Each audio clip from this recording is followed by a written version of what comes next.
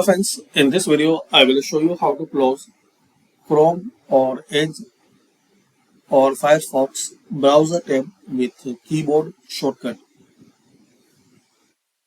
So shortcut is Control SW. I will show you in Microsoft Edge. Press Control W.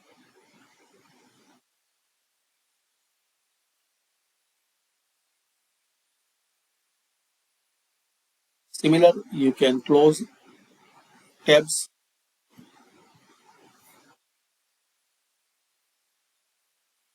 Similarly, you can close tab in Chrome browser. Press Control W like this.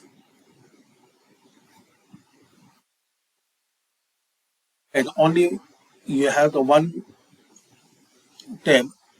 So similar shortcut to close your browser. Like we have just one tab open, and once we press Ctrl W, so it will close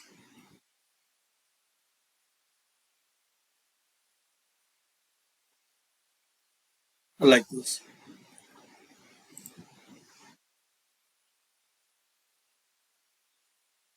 So thanks for watching.